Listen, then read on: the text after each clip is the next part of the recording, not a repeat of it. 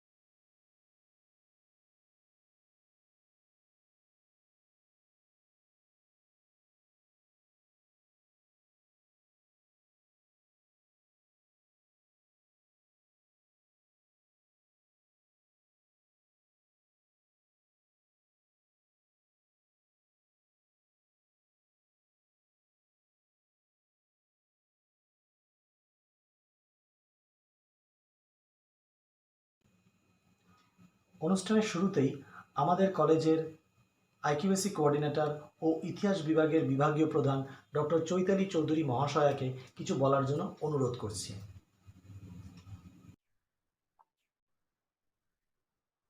শুভ সন্ধ্যা সকলকে। ধন্যবাদ জানাই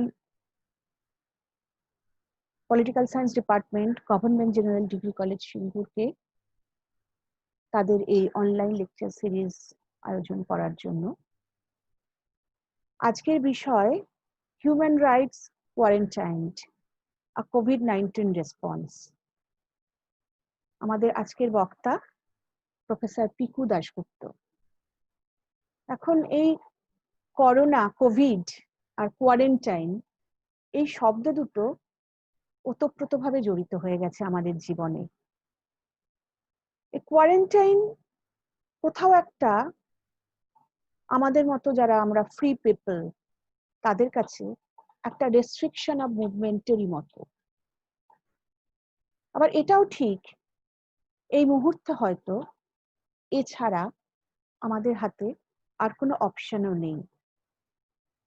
ওয়ার্ল্ড হেলথ অর্গানাইজেশনের ডিরেক্টর এক জায়গায় বলেছেন, all countries must strike a fine balance between protecting health, minimizing economic and social disruption, and respecting human rights.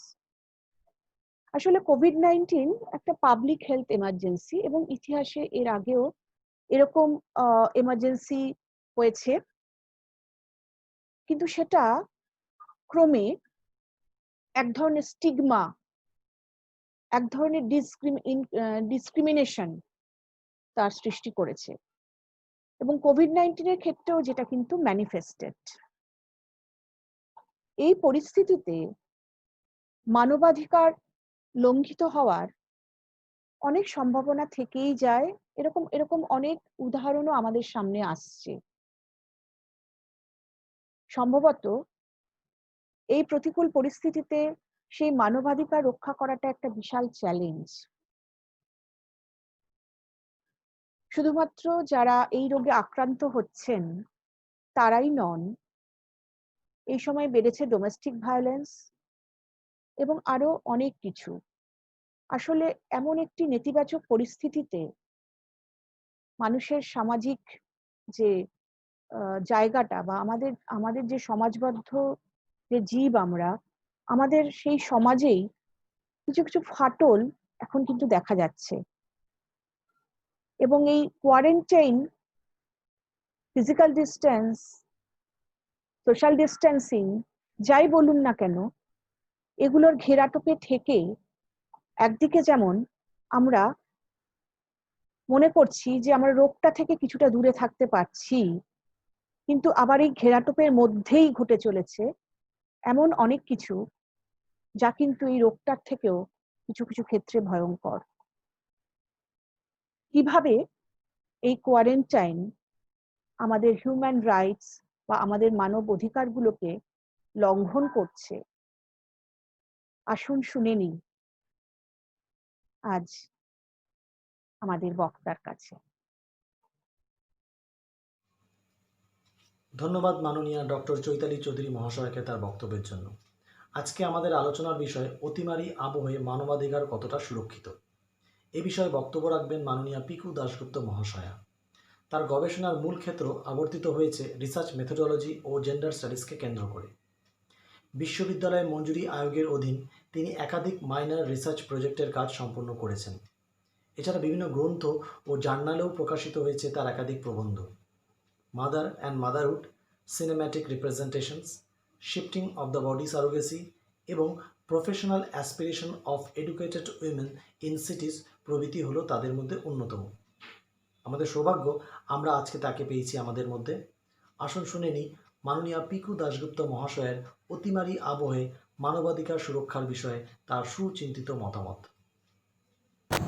A very good evening and welcome all to this lecture series organized by Government General Degree College, Shingur in collaboration with the IQSC. First of all, I sincerely thank the organizers for organizing this lecture series on such a pertinent issue and also for inviting me to deliver a lecture in this series. The title of my paper for today's lecture is Human Rights Quarantine, a COVID-19 Experience. অর্থাৎ মানবাধিকার এবং অতিমারী। আজকের এই গভীর সংকটের সময় আমাদের মানবাধিকার কি লঙ্ঘিত, তা কি অবহেলিত, নাকি সেটি সুরক্ষিত? আমরা যারা রাষ্ট্রবিজ্ঞানের ছাত্রছাত্রী, আমরা অধিকার, মানবাধিকার এইগুলি নিয়ে আমাদের পাঠ্যক্রমের মধ্যেই বিভিন্ন সময় বিভিন্ন স্তরে নানান আলোচনা করে থাকি।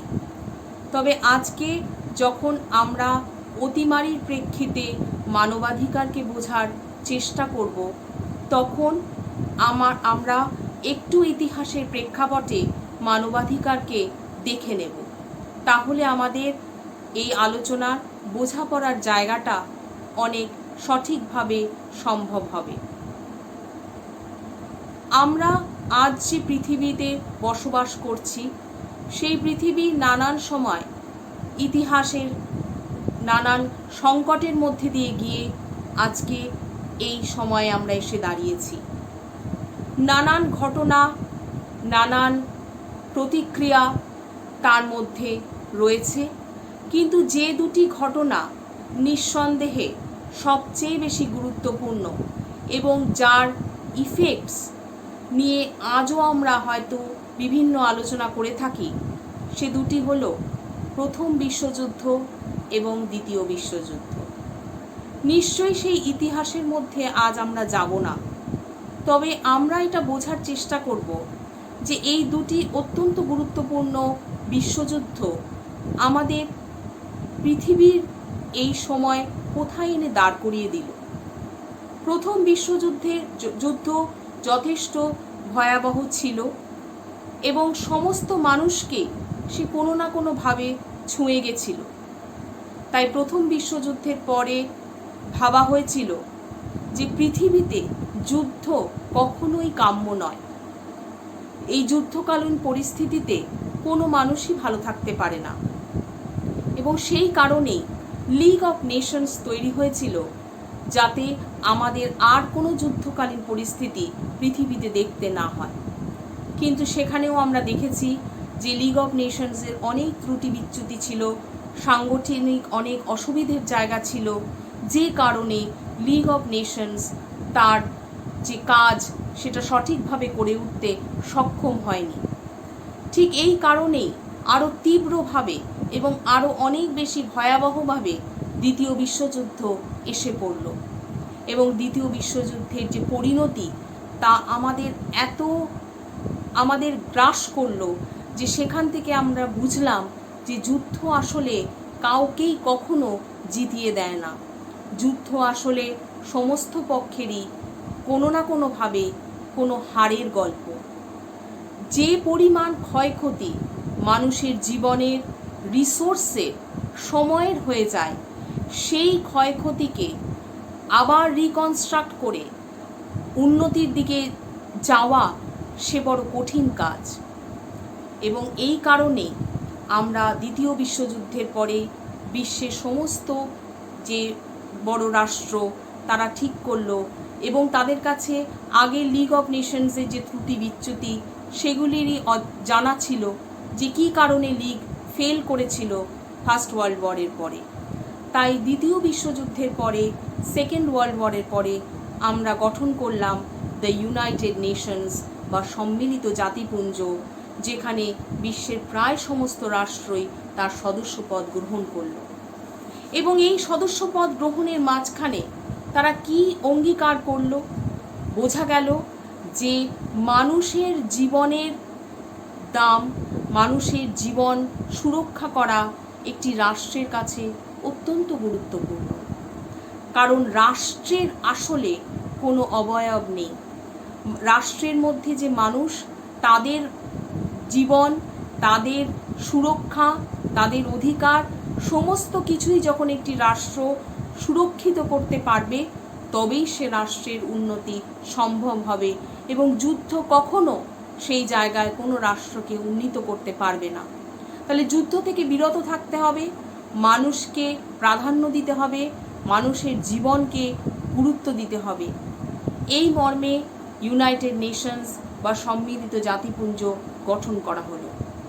এবং এই সম্মিলিত জাতিপুঞ্জে 1948 সালে 10 ডিসেম্বর সাধারণ সভায় গৃহীত হলো অত্যন্ত একটি ঐতিহাসিকভাবে গুরুত্বপূর্ণ universal declaration of human rights বা মানবাধিকার সংক্রান্ত ইউনিভার্সাল একটি ডিক্লারেশন। এই universal declaration of human rights অর্থাৎ মানুষের অধিকার, তার মানুষ হিসাবে বেঁচে থাকার অধিকার স্বীকৃত হলো এবং সমস্ত রাষ্ট্রের সে দায় রইল যে তার যে মানুষ, তার যে রাষ্ট্রের যে জীবন, মানুষের জীবন, তাদের সুরক্ষা, তাদের অধিকার সমস্ত কিছুই সংরক্ষিত রাখা একটি রাষ্ট্রের প্রধান এবং প্রথম কাজ। আজকে যখন আমরা এই অতিমারীর সংকটের সময় এসে দাঁড়িয়েছি, আমাদের জীবন বিপন্ন, তখন আমরা আরও একবার আমাদের মনে হচ্ছে যে আবার একবার আমাদের এই ইউনিভার্সাল ডিক্লারেশন অফ হিউম্যান রাইটসটা আর একবার ইন্ট্রোস্পেক্টে আনতে হবে। কারণ আমরা এই সময়ের মধ্যে আমাদের জীবন চর্চা, জীবন বোধ, আমাদের পারিপার্শ্বিকতা সব কিছু আমরা আরও একবার নতুনভাবে দেখতে পেয়েছি। এখানে অসুবিধে আমাদের অনেক হয়েছে, কিন্তু আমাদের শিক্ষারও অনেক জায়গা তৈরি হয়েছে এবং আমরা বুঝতে পারছি যে মানবাধিকারের জায়গাটা আমাদের আরও অনেক মজবুত করতে হবে এবং এতে আমাদের যতটা আমাদের অ্যাটেনশন দেওয়া দরকার ছিল ততটা বোধহয় রাষ্ট্র, সমাজ, ব্যক্তি কেউই তেমন দিয়ে উঠতে পারেনি। তাই আজকের এই অতিমারীর সংকটের সময় আমাদের এই হিউম্যান রাইটস বা মানবাধিকারও আজ সুরক্ষিত থাকছে না। কেন মানবাধিকার সুরক্ষিত থাকছে না তা বোঝার জন্য এই ইউনিভার্সাল ডিক্লারেশন অফ হিউম্যান রাইটসের কিছু আর্টিকেল আমি আগে বলবো, তারপরে সেই প্রেক্ষিতে আমরা এই আলোচনাটাকে এগিয়ে নিয়ে যাব। এই ইউনিভার্সাল ডিক্লারেশন অফ হিউম্যান রাইটসে মোট 30টি আর্টিকেল আছে, কিন্তু সব এই আলোচনার প্রেক্ষিতে আজ আমি বলবো না। তোমরা নিশ্চয়ই সুযোগ সুবিধে হলে সকলে একবার সেই ইউনিভার্সাল ডিক্লারেশন অফ হিউম্যান রাইটসটা আমরা যদি আরও একবার পড়ে নিই, সুযোগ আমাদের থাকে, আমরা করে নিই সেই সুযোগ, তাহলে আমরা এর যে একটা হোলিস্টিক ভিউ সেটা পাবো।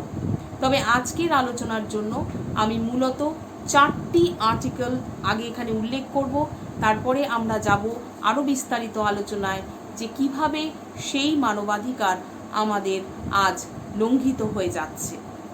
তার প্রথম হচ্ছে article 1 of the Universal Declaration of Human Rights. It reads, all human beings are born free and equal in dignity and rights. They are endowed with reason and conscience and should act towards one another in a spirit of brotherhood. Article 2, it reads, everyone is entitled to all rights and freedoms set forth in this declaration without distinction of any kind, such as race, color, language, religion, sex, national or social origin. Article 3 বলছে, everyone has the right to life, liberty and security of person. এবং article 5 বলছে যে no one shall be subject to torture or to cruel, inhuman or degrading treatment or punishment. অর্থাৎ এই 4টে আর্টিকেলের যে মূল জায়গা, যেখান থেকে আমরা এই আলোচনা এগিয়ে নিয়ে যাব, সেটা হচ্ছে প্রত্যেক মানুষ এই পৃথিবীতে তারা মানুষ হিসেবেই জীবনের অধিকার তার স্বীকৃত। শুধু জীবনের অধিকার নয়, সম্মানের সঙ্গে জীবন ধারণের অধিকার তার স্বীকৃত এবং এইখানে তাকে কোনো রকম ডিসক্রিমিনেশন অর্থাৎ ভাষা, ধর্ম, নারী পুরুষ কোনো ভেদাভেদ ছাড়াই প্রত্যেকটি মানুষ সারা বিশ্বে কিছু রাইটস বা অধিকার তার স্বীকৃত। জীবনের অধিকার, সিকিউরিটি, তার সম্মানের সঙ্গে ডিগনিফাইড লাইফের অধিকার, এইখান থেকে কেউ সেটা তার থেকে নিতে পারবে না এবং তাকে কোনো রকম ইনহিউম্যান টর্চার বা ইনহিউম্যান জীবনে তাকে কেউ নিক্ষেপ করতে পারবে না। অর্থাৎ এইটা হচ্ছে আমার ইউনিভার্সাল হিউম্যান রাইটস বোঝাপড়ার মূল জায়গা। আর আজকে যখন আমরা একটি অজানা ভাইরাসের সঙ্গে লড়ে যাচ্ছি সারা বিশ্বের লোক, তখন আমাদের মনে রাখতে হবে, while the virus is resulting in the tragic loss of life, we must nonetheless prevent it from destroying our way of life, our understanding of who we are, what we value, and the rights to which every human is entitled. অর্থাৎ এই সংকটের সময় অনেক ক্ষয়ক্ষতি আমাদের হয়ে যাচ্ছে, কিন্তু সেই সংকটের সময়ও যেন আমরা বিরত না থাকি বা আমরা যেন ভুলে না যাই যে আমরা কারা, আমরা মানুষ। আমরা এটা যেন ভুলে না যাই, আমাদের মূল্য মানুষ হিসাবে আমাদের সকলের মূল্য এবং আমাদের অধিকার, যা আমাদের স্বীকৃত এবং যা আমাদের প্রাপ্য, এটা যেন কখনো আমরা অনেক ক্রাইসিসের মধ্যেও ভুলে না যাই। এবং এই অতিমারির সময় আমাদের শিখিয়েছে যে জীবনে শুধু সিভিল আর পলিটিক্যাল রাইটস একমাত্রই ইম্পর্ট্যান্ট না, নিশ্চয়ই ইম্পর্ট্যান্ট, কিন্তু তার সঙ্গে যেটা আমরা এতদিন হয়তো তত গুরুত্ব দেইনি, সেটা হচ্ছে economic, social and cultural rights. এই জায়গাটা আমরা মাথায় রেখে আমি আমার পরের যে আলোচনার জায়গা সেইখানে যাব, অতিমারি এবং মানবাধিকার বোঝার বিস্তারিত বোঝার ক্ষেত্রে। এইবার যে বিস্তারিত আলোচনার জায়গায় আমি যাব, এই universal declaration of human rights মাথায় রেখে এবং যে গুরুত্বপূর্ণ বিষয়গুলি আমি আগে বললাম, যে কোন কোন জায়গাগুলো universal declaration of human rights বা মানবাধিকারের ক্ষেত্রে গুরুত্বপূর্ণ এবং কেন আজ অতিমারির সময় সেইখানে আমাদের মনে হচ্ছে যে সংকটের মুখে। প্রথমেই বলি, এই অতিমারি বা যে কোভিড-19 ক্রাইসিস বা প্যান্ডেমিকের সম্মুখীন আমরা হয়েছি, এটা আসলে একটা হেলথ ক্রাইসিস, অর্থাৎ আমার স্বাস্থ্য সুরক্ষিত নেই। এই স্বাস্থ্য সংকট আমাদের সারা বিশ্বের মানুষকে, সারা বিশ্বের সমস্ত দেশকে আক্রান্ত করেছে। সে ডেভেলপড নেশন হতে পারে, উন্নয়নশীল ডেভেলপিং হতে পারে, পিছিয়ে পড়া রাষ্ট্র হতে পারে, কিন্তু সবাই কোনো না কোনোভাবে এই স্বাস্থ্য সংকটের মুখে আমরা এসে দাঁড়িয়েছি।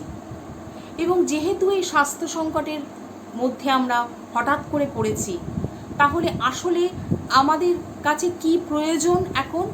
That my health is safe, মানে my right to health is a primary precondition. আমাকে জীবনে বেঁচে থাকতে হবে, অর্থাৎ my right to life, that is now the basic requirement. এবং universal declaration of human rights অনুযায়ী সেটাই মানুষের প্রথম এবং প্রধান অধিকার। যখন আমরা এই অতিমারির সংকটের সময় হঠাৎ প্রায় আমাদের কাছে এসে পড়ল কোনো রকম প্রস্তুতি ছাড়াই, তখন আমরা সত্যিই দিশেহারা হয়ে পড়লাম যে এর মোকাবিলা আমরা কিভাবে করব। কিন্তু সেই যখন মোকাবিলার স্ট্র্যাটেজি আমরা প্ল্যান করার চেষ্টা করছি যে এই স্বাস্থ্য সংকট আমি কিভাবে জুঝব, আমার কি কি করণীয়, তখন আমরা একটা সিরিয়াস কনসার্ন আমরা দেখলাম। কনসার্নটি হচ্ছে যে আমাদের কাছে এই স্ট্র্যাটেজি প্ল্যান করার ক্ষেত্রে রিসোর্স এবং ভাবনা দুটোই কম। কারণ হচ্ছে যে ভারতবর্ষে একটা প্যান্ডেমিক হয়েছিল প্লেগের, সেটা 1897 সালে, এবং সেই সময় দাঁড়িয়ে ব্রিটিশ গভর্নমেন্ট একটি একটি আইন প্রণয়ন করেছিল, এপিডেমিক প্রিভেনশন অ্যাক্ট অফ 1897। সেই সময় দাঁড়িয়ে এই অ্যাক্টের মাধ্যমে চেষ্টা করা হয়েছিল নানান ব্যবস্থার মধ্যে দিয়ে কিভাবে এই প্যান্ডেমিক বা এপিডেমিককে এটার যে ভয়াবহতা এটাকে কার্টেল করা যায় এবং কি কি স্টেপস নিলে এটা সুরক্ষিত রাখা সম্ভব হবে। আজকে যখন আমরা এই হেলথ ক্রাইসিস বা এই সংকটে এসে পড়লাম এবং রাষ্ট্রের কাছে প্রয়োজন হয়ে পড়ল একটি স্ট্র্যাটেজি প্ল্যান করার, তখন আমরা দেখলাম যে আমাদের কাছে ওই 1897-এর অ্যাক্টটি আবার ইনভোক করা ছাড়া আমাদের কাছে আর কোনো পথ নেই।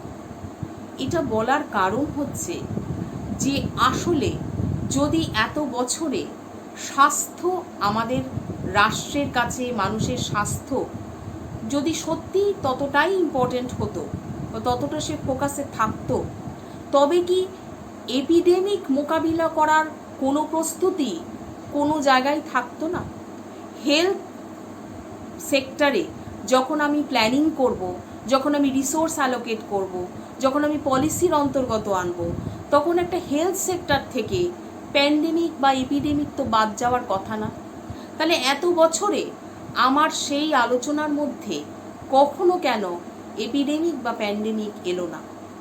তার মানে আজও আমাকে সেই 1897 সালের অ্যাক্ট ইনভোক করেই আমাকে এই বিপর্যয় মোকাবিলা করার মতন জায়গায় আমায় যেতে হচ্ছে।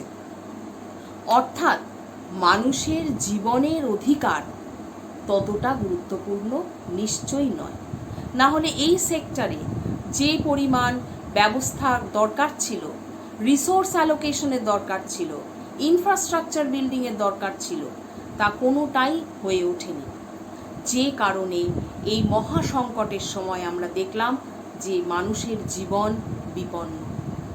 মানুষের এই অত্যন্ত বিপন্ন অবস্থায় সে অস্থির, সে শঙ্কিত, সে কিভাবে এই মোকাবিলা করবে।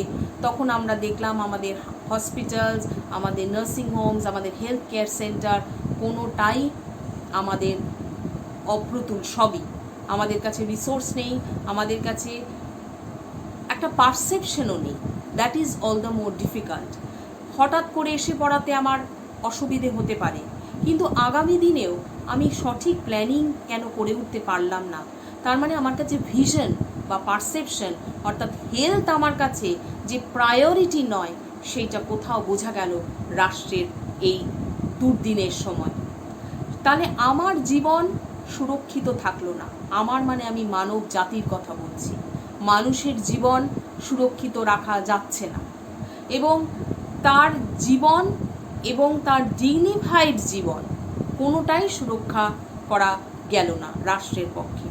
আমরা বিগত দিনে অনেক নিউজ, টিভির মাধ্যমে আমরা দেখতে পেয়েছি যে কি নিদারুণ কষ্টের মধ্যে এই সময় কত মানুষ মানে এক্সপোজড হচ্ছে, তারা সঠিক চিকিৎসা পাচ্ছে না, বা সেখানে পেলেও তাদের যে মানে সেটা অ্যাক্সেস করার ক্ষেত্রে যা যা ডিফিকাল্টিস দে আর ফেসিং, সবাই সেইটা অ্যাক্সেস করতে পারছে না। সবার কাছে সেই অর্থাৎ ইকুয়ালিটি এখানে আমরা দেখছি যে আমরা যে universal declaration of human rights বলেছি, all men are equally entitled to rights. এই equally entitled, are we all equally entitled মানে আমরা কি সবাই ইকুয়ালি এটা অ্যাক্সেস করতে পারছি? যেটুকু আছে সেখানেও আমরা পারছি না। তাহলে আমাদের ইকুয়ালিটিও এনশিওর হয়নি, মানে equality in case of rights, আমাদের রাইট টু লাইফও এনশিওর হলো না। এবং তারও পরে যেটা আরও বেশি করুণ, যে আমরা দেখলাম যে এই সমস্ত মানুষ কি মানে একটি তাদের কি আনডিগনিফাইড একটা জীবনে তাদের সম্মুখীন হতে হলো। তাদের বিভিন্ন সময় তারা যখন এই রোগে আক্রান্ত হচ্ছে, সমস্ত স্তরেই তারা কিন্তু তাদের এই সমস্যার সম্মুখীন হতে হচ্ছে।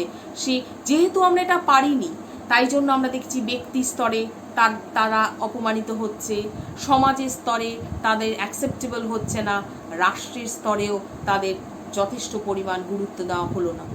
অর্থাৎ যে ডিগনিফাইড জীবন তার প্রাপ্য ছিল, এই পরিস্থিতিতে দেখা গেল যে আমরা কেউই সেই ডিগনিফাইড এক্সিস্টেন্সের আওতায় এলাম না। অর্থাৎ রাষ্ট্রের কাছে কোনোদিনই health, infrastructure, resource was not so very important that would ensure my basic right to life and a life of dignity to all individuals equally. অর্থাৎ আমার মানবাধিকার সুরক্ষিত থাকলো না। এই কোভিড-19 এই প্যান্ডেমিকের সংকটকাল না এলে আমরা হয়তো এরকমভাবে বুঝতে পারতাম না যে আমার অধিকার এই জায়গায় কতটা অবহেলিত। মানুষ হিসাবে আমার যে বেঁচে থাকার ন্যূনতম যে জায়গাও তৈরি হয়নি, সেইটা বোধহয় আমরা এমনভাবে আর বুঝে উঠতে পারতাম না।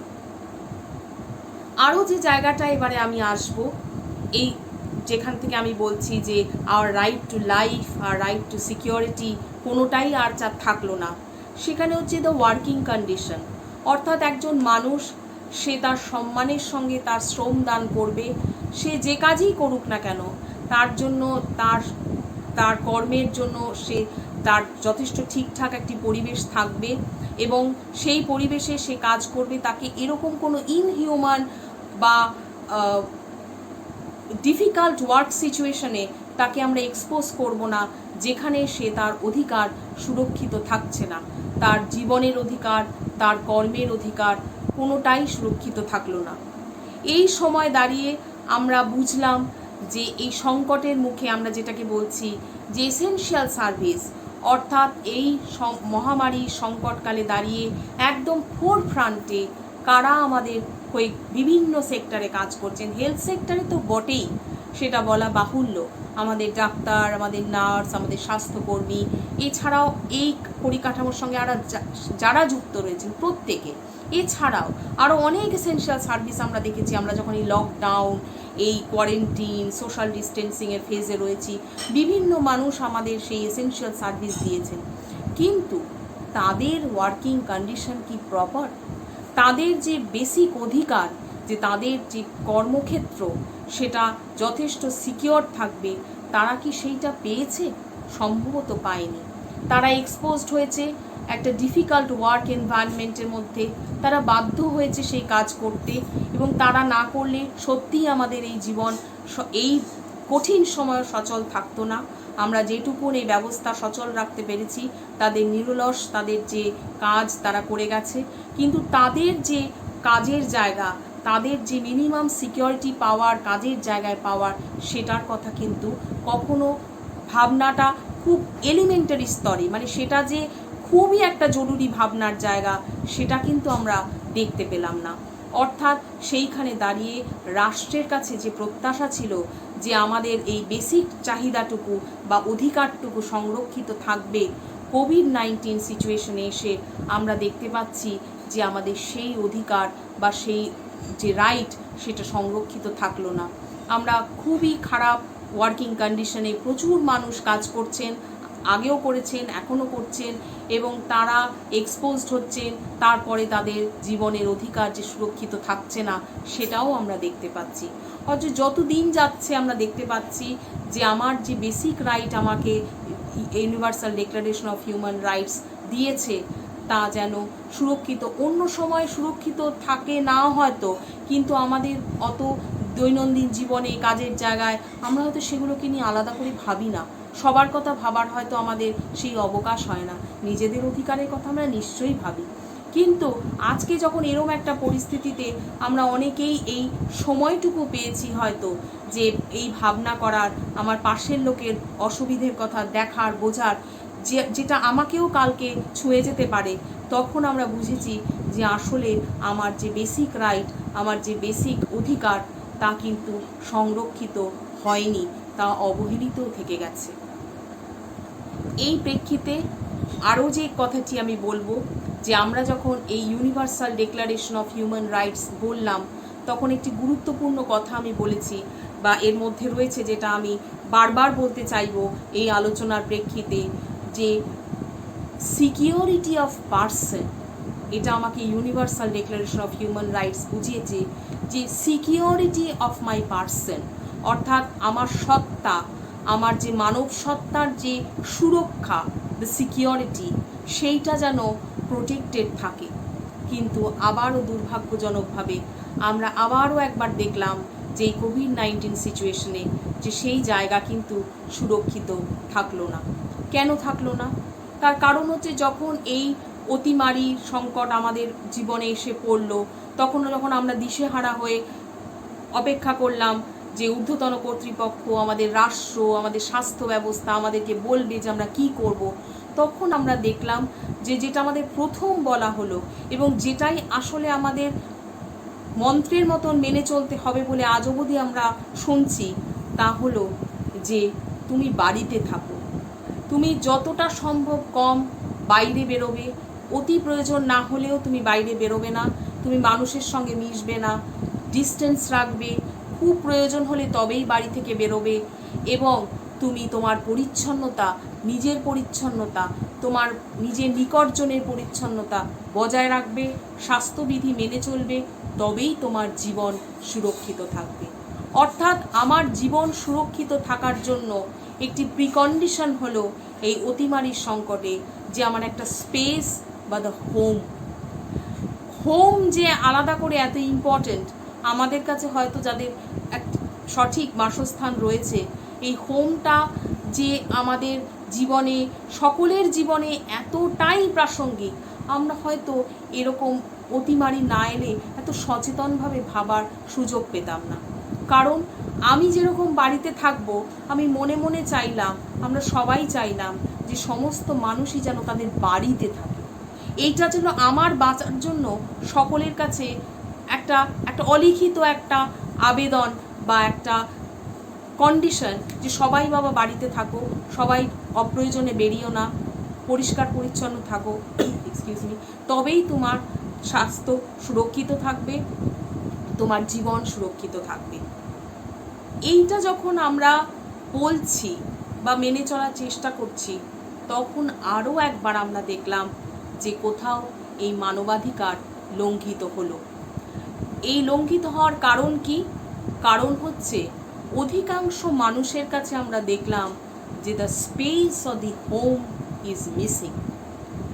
যে পরিস্থিতিতে তাদের বলা হচ্ছে তুমি বাড়িতে থাকো, তাদের জন্য সেই প্রয়োজনীয় হোম বা বাড়ির কোনো অবকাশ নেই।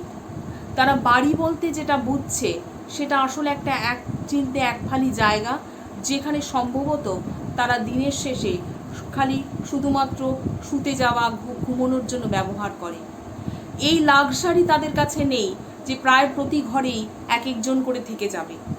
তাহলে সেই মানুষদের কি হবে? তাদের জীবন, তাদের সুরক্ষা, তাহলে এতদিন পরেও আমরা তাদের জন্য একটি ডিগনিফাইড জীবনে কীরকমভাবে বাঁচবে, তারা কীরকম বাসস্থান তাদের প্রয়োজন, সে কথাটা আমাদের এতদিনে কখনো ভাববার অবকাশ হয়নি। প্রতি 10 বছর অন্তর যখন পপুলেশন সেন্সাস করে রাষ্ট্র, তখন আমরা শুধু মানুষের গুনতিই করি। কখনো কি এই অ্যাসেসমেন্ট বা এই সেন্সাস করা হয় যে কতজন মানুষ, কত ছোট পরিসরে কতজন মানুষ থাকে? সেটা আমাদের প্রয়োজন নেই। কিন্তু আজ এইটার প্রয়োজনের মুখোমুখি আমরা এসে দাঁড়িয়েছি। আমরা দেখতে পাচ্ছি যে অধিকাংশ মানুষের কাছেই এই ব্যবস্থাই নেই যে সে ঘরে থাকবে। ঘর তো তার রাস্তা এবং ঘর প্রায় সমসাময়িক তার কাছে। তাহলে আজ সে কোথায় যাবে? যখন আমরা বলছি এবং আমরা সকলে মনে মনে চাইছি যে সবাই যেন বাবা বাড়িতে থাকুক, কিন্তু এই বাড়ি তো নেই, তাহলে তার বেসিক যে রাইট, তার যে লাইফ, তার যে ডিগনিটি, তা খর্ব করা হয়েছে, এতদিন হয়েছে। কিন্তু আজকে এই অতিমারির সংকটের সময় এসে আরও প্রকটভাবে দেখা গেছে যে কোথায় তার মানুষ হিসাবে বেঁচে থাকার বেসিক অধিকারটাও লঙ্ঘিত হয়েছে। এবং এই যে মানুষদের কথা আমরা বলছি, তাদের জীবন যদি আমরা দেখে থাকি, বুঝে থাকি, তাহলে আমরা দেখেছি যে এই সমস্ত মানুষ এক ধরনের কমিউনিটি লাইফ লিড করে। অর্থাৎ একই জায়গা থেকে জল নিচ্ছে, একই জায়গায় তারা তাদের যে অন্যান্য কাজকর্ম করার একই কমন একটা জায়গা, সেখানেই তারা করছে সমস্ত কাজ। অর্থাৎ আজ যখন আমি বলছি তুমি ইন্ডিভিজুয়াল সোশ্যাল ডিস্টেন্সিং প্র্যাকটিস করো, মানুষের থেকে দূরে থাকো, তোমার সবার আলাদা আলাদা ব্যবস্থা করো, সেই আলাদা ব্যবস্থার কোনো পারসেপশনই তো তার কাছে নেই, এতদিন তো ছিল না। তাহলে আজ সে কীরকম করে হঠাৎ তার জন্য, যেহেতু home becomes the space of the life and death, সে কী করে বুঝবে? এবং তার জন্য যে সব আলাদা আলাদা করতে হবে, জল একটা এসেনশিয়াল ইনগ্রেডিয়েন্ট হয়ে গেছে এই সময়। অর্থাৎ কেন আমাদের বলা হয়েছে এই স্বাস্থ্যবিধি তোমাকে মেনে চলতে হবে, অর্থাৎ তোমাকে হাত ধুতে হবে, বারবার সাবান ব্যবহার করতে হবে, পরিচ্ছন্ন থাকতে হবে, জামা কাপড় কাচতে হবে। তার জন্য কি প্রয়োজন হবে? আমাদের জলের প্রয়োজন হবে।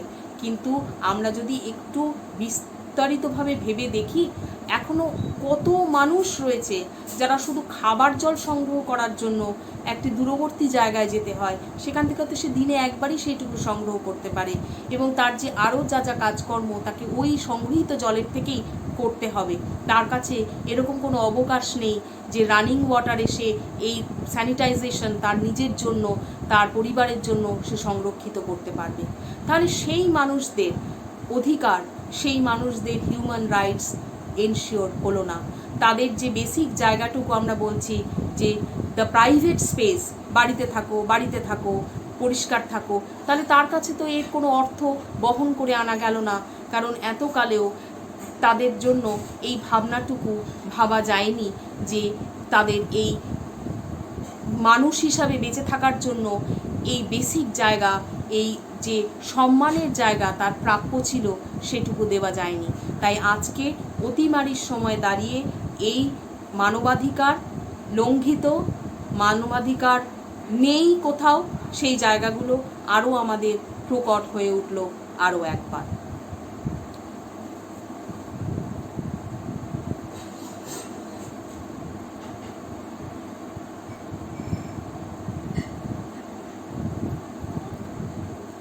এই আলোচনার পর আমি আরও যে দুটি প্রেক্ষিত নিয়ে আলোচনা করব, সেগুলি হলো মানবাধিকার, অতিমারি এবং জেন্ডার, এবং আরও একটি গুরুত্বপূর্ণ অতিমারি এবং পরিযায়ী শ্রমিক, তাদের অধিকার লঙ্ঘনের কথা আমরা এখানে একটু আলোচনা করব।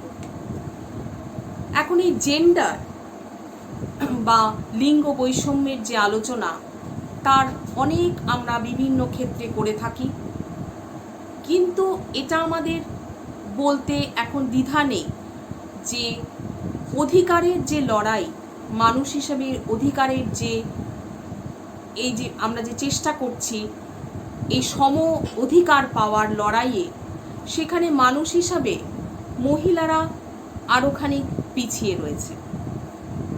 আমাদের এই লড়াইয়ে আমরা অনেক কিছু প্রাপ্তি আমাদের যেরকম হয়েছে, সেরকম আমাদের আরও অনেক পথ চলা বাকি। সেই সময় দাঁড়িয়ে যখন আমরা অতিমারির প্রেক্ষিতে মানবাধিকার লঙ্ঘনের আলোচনা করব, তখন নিশ্চয়ই we will have to take a gender lens। না হলে আমরা যেটা অসুবিধে হবে সেটা হচ্ছে during the time of response and recovery of the crisis, if we don't have a gender lens, তাহলে আমাদের সেই সময় কিন্তু একটা বৃহৎ অংশের চাহিদা, অধিকার বাদ পড়ে যেতে পারে। তাই আজ যখন আমি মানবাধিকার লঙ্ঘনের কথা বলবো, তখন আমি নিঃসন্দেহে কেন মহিলাদের অধিকার এই সময় আরও বেশি অবহেলিত, সেই জায়গাটা একটু আলোচনা করব। মহিলারা, দুটো জিনিস এখানে আমাদের মাথায় রাখতে হবে। সেটা হচ্ছে এই যে অতিমারির ক্রাইসিস বা অতিমারি বা যে স্বাস্থ্য সংকট, এতে একদম ফোরফ্রন্টে যারা রয়েছে তারা হলো আমাদের স্বাস্থ্যকর্মীরা, আমাদের ডাক্তার, নার্স, এরা, এবং অর্থাৎ এই কেয়ার গিভার যাদের আমরা বলছি। এবং সারা বিশ্বে যে সমীক্ষা হয়েছে, সেখান থেকে যেটা বোঝা যাচ্ছে যে এই কেয়ার গিভার অধিকাংশ ক্ষেত্রেই হচ্ছে মহিলারা।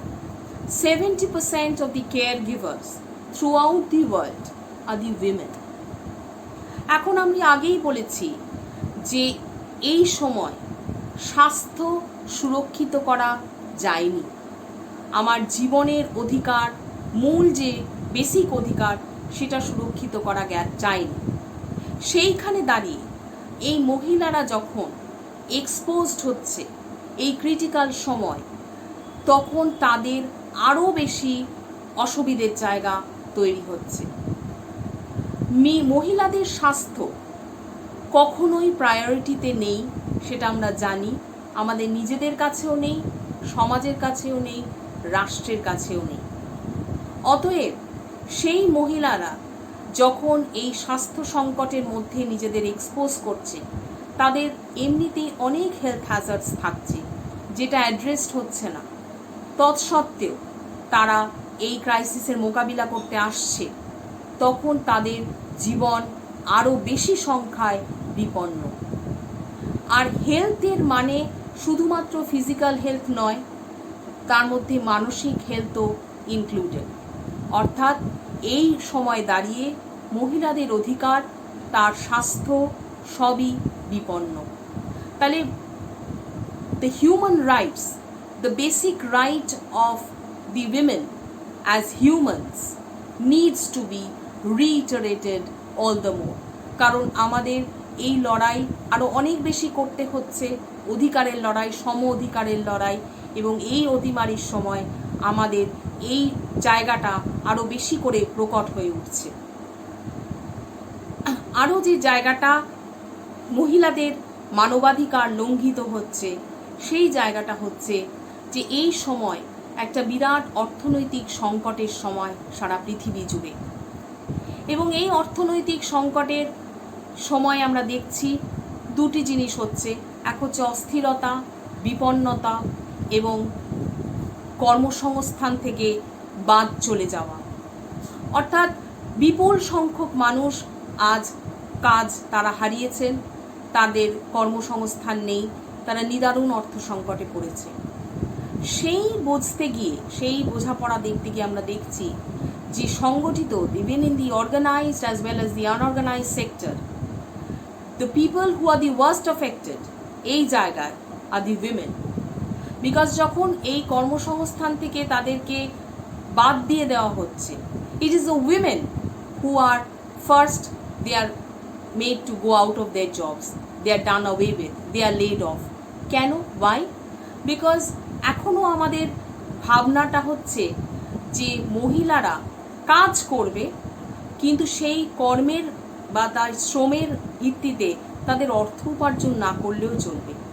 অর্থ উপার্জনের কাজ পুরুষদের মানে রেসপন্সিবিলিটির মধ্যেই পড়ছে। তাই আজ যখন সেইখানে সংকুচিত হচ্ছে, এমপ্লয়মেন্ট কমে যাচ্ছে, কাজের সংস্থান কম, তখন প্রথম কিন্তু মহিলারাই বাদ চলে যাচ্ছে, both in organized sector as well as in the unorganized sector। এবং এই কারণে মহিলারা তাদের যেটুকুন স্বাধীনতা বা ফ্রিডম তারা পেয়েছিল তাদের অর্থনৈতিক স্বাধীনতার জন্য, সেটা খর্ব হলো এবং তাদের বেসিক অধিকারটুকু তাদের থেকে নিয়ে নেওয়া হলো। এবং এর আরও একটি দিক আছে যেটা আমরা আলোচনা করতে চাইব, সেটা হচ্ছে এই অর্থনৈতিক সংকটে যখন বলছি যে অনেকেই কাজ হারাচ্ছে, মানুষ বিপন্ন, তার লাইফ কিছুই আর সিকিওর নেই, কিছুই আর আগের মতন নেই, তখন এই যে অস্থিরতা, এই বিপন্নতার যে আঁচ বাড়িতে এসে পড়ছে, সেইখানে আমরা দেখছি যে সেখানেও মহিলারা affected. It is the women and the girl child always the victim. সারা বিশ্ব জুড়ে সমীক্ষায় দেখা গেছে there has been a huge rise, steep rise in case of domestic violence. মহিলারা যখন এই অস্থির সময় তারা এক্সপোজড হচ্ছে, তারা হিংসার শিকার হচ্ছে, কিন্তু এই হিংসার শিকার তাদের কাছে রিসোর্স নেই। অর্থাৎ আগে যে তাদের কাছে সোশ্যাল সিকিউরিটি মেজার্স ছিল, যে অ্যাক্সেস করতে পারতো, কোথাও যেতে পারতো, কাউকে হেল্পের জন্য চাইতে পারতো, সে সব যেন কোথাও সংকুচিত হয়ে গেল। তাই তার আর সেই হেল্পের জায়গাগুলো কমে যাচ্ছে এবং সে প্রচণ্ডভাবে তার অধিকার, তার সিকিউরিটি সবই থ্রেটেন্ড হয়ে যাচ্ছে। এবং এই সময় মানুষের কাছে রিসোর্স কম, সে খাদ্যের রিসোর্স বলো, এডুকেশনের রিসোর্স বলো, আমরা দেখছি যে রিসোর্সগুলো সব কমে যাচ্ছে, আমার কাছে আর আগের মতো নেই সব কিছু। তাহলে কে কম্প্রোমাইজ করবে? আবারও সেই বাড়িতে মহিলা এবং দ্য গার্ল চাইল্ড। পড়াশুনো যদি না চালানো যায় তাহলে মেয়েটির আগে স্কুলে যাওয়ার দরকার, পড়াশুনো করার আর দরকার নেই, স্কুলে কেউই যাবে না কিন্তু মানে এই সময়। কিন্তু যদি যেটুকুন রিসোর্স আছে তা দিয়ে যদি করানো যায় তাহলে মেয়েটির তো আর লেখাপড়া করার দরকার নেই, বাড়ির মহিলাটির একটু কম খেলেও হবে।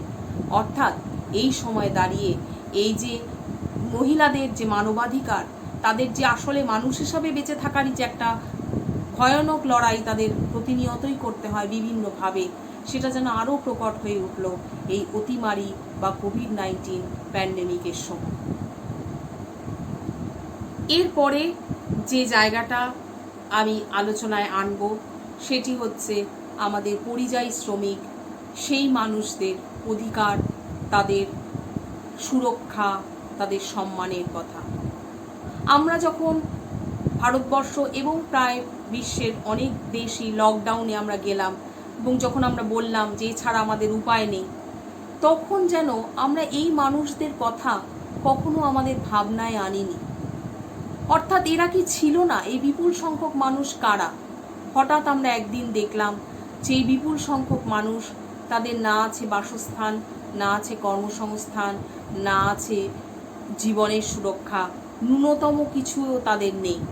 এবং তারা এক জায়গা থেকে আর এক জায়গায় যাওয়ার একটা চেষ্টা করছে। এটা কোন জায়গা, কোথায় তারা পৌঁছতে চাইছে? আসলে তারা কোথাও একটা নিজেদেরকে আইডেন্টিফাই করার চেষ্টা করছে। কিন্তু দুর্ভাগ্যবশত আমরা দেখলাম যে এই মানুষদের কেউই স্বীকার করতে চাইল না, অর্থাৎ কেউ দায় নিতে চাইল না যে এই এতগুলো মানুষ as if they are a missing link. এবং সমাজের বিভিন্ন স্তরের আলোচনা যেরকম হলো, এবং অনেকে আমরা ভাবলাম যে এরা তো সেখানেই থাকলে পারতো, কেন, why are they moving, why are they not staying in the places of where they were? এখন এই যে তাদের যে অপারগতা, তাদের যে প্রচণ্ড না পাওয়া, তাদের যে মানুষ হিসাবে কোনোই স্বীকৃতি না পাওয়া, সেইটা যেন কোথাও প্রকট হয়ে উঠল এদের কাছে। এরা এক জায়গা থেকে আর এক জায়গায় যে মুভমেন্টের মধ্যে দিয়ে যে the volatile nature of their rights are not recognized, no one even recognizes them as human beings, যে তাদের কিছু প্রয়োজন আছে, তাই তারা যেন মিলিয়ে গেলেই কোথাও ঠিক হয়, তবেই যেন সব ব্যবস্থাটা ঠিকঠাক থাকে। তাহলে এতগুলো মানুষকে আমরা কি কোনোদিন মানুষের অধিকার, মর্যাদা, মানুষ হিসাবে ভাবনার কোনো স্তরেই রাখিনি? রাষ্ট্রের জায়গায়, সমাজের জায়গায়, ব্যক্তি বিশেষের জায়গায়। তাহলে আজ এই সংকটে তাদেরকে কেন আমরা এরকম এক্সপোজ করে দিলাম এবং একটা আনডিগনিফাইড এক্সিস্টেন্সের মধ্যে, অ্যাজ ইফ তাদের কোনো প্রয়োজনও নেই, তাদের কোনো স্বীকৃতিও নেই?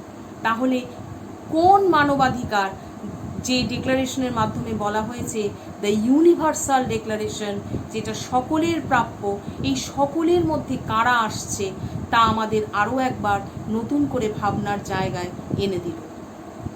এই প্রেক্ষিতে আমরা আরও একবার দেখলাম যে আমাদের যে ফ্রিডম অধিকার, মুভমেন্টের অধিকার কার্টেল হচ্ছে। কেন তুমি যাচ্ছ, কেন তুমি মুভ করছো, এটা যেরকম প্রয়োজন আছে, নিঃসন্দেহে এটা আমাদের অত্যন্ত জরুরি।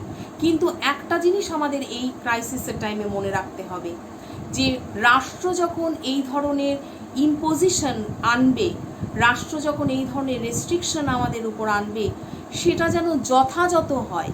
অর্থাৎ রাষ্ট্র যেন আমাদের কাছে এই তথ্য থাকে, বা রাষ্ট্র যেন আমাদের কাছে এই তথ্য দিতে সক্ষম হয় যে কতটা রেস্ট্রিকশন কোন পর্যায়ে দাঁড়িয়ে কতটা প্রয়োজন। এই কথাটা যেন রাষ্ট্র আমাদের সঙ্গে, এই ডায়ালগটা যেন কখনো বন্ধ না হয়ে যায় সিভিল সোসাইটি ইন্ডিভিজুয়ালের সাথে। তাহলে একটা সম্ভাবনা থেকে যাবে যে রাষ্ট্র কোথাও এই সময়ের ব্যবস্থার সুযোগ নিয়ে কখনো যেন রাষ্ট্র মানুষের যে বেসিক অধিকার, ফ্রিডমের অধিকার, তার স্বাধীনতার বিভিন্ন দিকে তার স্বাধীনতা যেন কোথাও খর্ব করা না হয়। আজকের প্রয়োজন যতটা, ততটাই যেন করা হয়, এবং প্রতি সময় যেন এটা বারবার করে আমাদের কাছে বোঝানোর মতন জায়গায় রাষ্ট্র থাকতে পারে যে এটা তোমার জন্য প্রয়োজন, সেটাতে যেন আমরা বুঝতে পারি। এই ডায়ালগ যেন কখনো রাষ্ট্র আমাদের জন্য বন্ধ করে না দেয়। তাই তথ্যের অধিকার, ইনফরমেশনের অধিকার, সঠিক সময় সঠিক ব্যবস্থা জানার, বোঝার এই অধিকার যেন আমার থেকে কখনো যেন রাষ্ট্র নিয়ে না নেয়। তার জন্য আমাদের কি করতে হবে? আমাদের অনেক বেশি সচেতন থাকতে হবে। আমাদের মানে হচ্ছে এই সামগ্রিক মানুষের, অর্থাৎ ব্যক্তির থেকে সমাজের। তবেই যদি আমরা এটা সামগ্রিকভাবে এই সচেতনতা, এই সজাগ হয়ে থাকা তৈরি করতে পারি নিজেদের মধ্যে। আমার কোনো দায় নেই এমনটা নয়। আবারও বলছি, রাষ্ট্র আসলে মানুষেরই প্রতিফলন। আমরা যেমনভাবে ভাবব, আমরা যেমনভাবে আমাদের পারিপার্শ্বিক ব্যবস্থা তৈরি করব, রাষ্ট্রের কাছে আমরা সেই রকমই প্রত্যাশা পাব, তার পলিসির মাধ্যমে, তার ডিক্লারেশনের মাধ্যমে। অতএব আমাদের অনেক দায় রয়ে গেল। এই কোভিড-19 সিচুয়েশনে আমরা দেখছি যে এই সময় আমাদের শিখিয়ে দিচ্ছে যে আমাদের আরও বেশি সজাগ থাকতে হবে। ঠিক এই জায়গায় আমি আরও একবার ওই আর্টিকেল 5 যেটা আমরা আগে বলেছিলাম বলার জন্য, যে কোনো মানুষকে যেন কোনো অবস্থাতেই একটা ইনহিউম্যান টর্চার বা ক্রুয়েল ট্রিটমেন্ট কোনো অবস্থাতেই তাকে এর সম্মুখীন না হতে হয়। কিন্তু সেখানেও আমরা দেখেছি যে মানুষ কিন্তু সেই রকম অবস্থার সম্মুখীন হয়েছে। এই বিষয়ে আমি একটি এক্সাম্পল দেব এটা বোঝার জন্য যে কোথায় মানুষের এই অধিকার লঙ্ঘন করা হয়েছে। ফিলিপিন্সের প্রেসিডেন্ট তিনি একটি পাবলিক অ্যাড্রেসে বলেছেন যে those who violates the lockdown could be shot, অর্থাৎ তার জীবনের অধিকার রইল না। In Brazil, people found on the streets without a reason had their feet tied to the public square. In South Africa, the police rounded off 1,000 homeless men and women and crammed them into soccer stadium, and where they were assigned 10 people in one tent. Videos of quarantine violators from India and Pakistan show young and old men being forced to crawl, to squat, and they were beaten. In India, the migrant workers were sprayed with a chemical solution to disinfect them, quote unquote disinfect them. অর্থাৎ প্রতি জায়গায় আমরা দেখলাম যে তার যে dignity, তার যে মানুষ হিসাবে ন্যূনতম সম্মান কোথাও রাখা গেল না। এবং এটাই আমাদের ভাবাবে আগামী দিনে যে আমরা যেন এই অতিমারী সংকটের সময় এই মানবাধিকারের প্রশ্নটা ভুলে না যাই, যেন এটা আমাদের আরও আগামী দিনে অনেক বৃহত্তর আলোচনার প্রেক্ষিত তৈরি করতে পারে, আমাদের সজাগ করতে পারে। The problem of human rights will not be solved overnight. They will probably not be solved in our lifetime. But in this peculiar time of global crisis, we can only hope that it can be a catalyst of change. একটি কথা বলে আমি আজকের এই আলোচনা শেষ করব। John F Kennedy উনি একবার বলেছিলেন যে if the rights of every man are diminished, then the rights of one man is threatened. এই বলে আমি আজকের আলোচনা শেষ করব। আমি আশা করব আগামী দিনে আরও অন্য কোনো পরিসরে আমরা এই আলোচনা আরও বৃহৎভাবে করতে পারব। এবং আমি এটাও আশা করব আমাদের ছাত্রছাত্রীরা তাদের এই ভাবনার মধ্যে আজকে এই সংকটের মুখে দাঁড়িয়ে তারা মানবাধিকার, মানুষের অধিকার, তার সুরক্ষা, এই ভাবনাগুলো তাদের ভাবাবে এবং সেখান থেকেই আমরা আগামী দিনে আমাদের সমাজ এবং রাষ্ট্রের কাছে সেই বার্তা পৌঁছে দিতে পারব যে মানবাধিকার সুরক্ষিত রাখার দায় আমাদের সকলের এবং কোনো অবস্থাতেই এই মানবাধিকার যেন লঙ্ঘিত না হয়, যেন অবহেলিত না হয়। আরও একবার government general degree college Singur কর্তৃপক্ষকে অসংখ্য ধন্যবাদ জানাবো এই লেকচার সিরিজ আয়োজন করার জন্য এবং আমাকে সুযোগ করে দেওয়ার জন্য, এখানে এই কিছু বলার জন্য। সকলে ভালো থাকবেন। নমস্কার, শুভ সন্ধ্যা। আন্তরিক ধন্যবাদ জানাচ্ছি আমাদের আজকের বক্তা প্রফেসর পিকু দাশগুপ্তকে তার মনোজ্ঞ এবং প্রয়োজনীয় বক্তব্যের জন্য। ধন্যবাদ জানাচ্ছি আমাদের শ্রদ্ধেয় অধ্যক্ষ মহাশয় শ্রী শান্তনু চক্রবর্তীকে আমাদের এই ওয়েব লেকচার সিরিজ আয়োজন করতে সব রকম সাহায্য করার জন্য। আন্তরিক ধন্যবাদ আইকিউএসি কোঅর্ডিনেটর প্রফেসর চৈতালি চৌধুরীকে আমাদের পাশে থাকার জন্য এবং সব রকম সাহায্যের জন্য। ধন্যবাদ জানাই আমার সমস্ত সহকর্মীদের যারা এই ওয়েব লেকচার সিরিজে আমাদের সাথে সবসময় আছেন এবং উৎসাহ দান করে চলেছেন। তথ্য প্রযুক্তিগত সাহায্যের জন্য আন্তরিক ধন্যবাদ জানাই আমারই বিভাগের অনুজ প্রতিম অধ্যাপক প্রফেসর কৌশিক দাসকে। সবশেষে ভালোবাসা এবং ধন্যবাদ আমার প্রিয় ছাত্রছাত্রীদের যারা এই বক্তৃতায় সক্রিয়ভাবে অংশগ্রহণ করেছ এবং শুনেছ, এবং এই বক্তৃতা থেকে তোমাদের যদি কোনো লাভ হয়ে থাকে আমরা এই বক্তৃতাকে সার্থক হয়েছে বলে ধরে নেব। আমাদের আজকের অনুষ্ঠান এখানেই শেষ করছি। নমস্কার।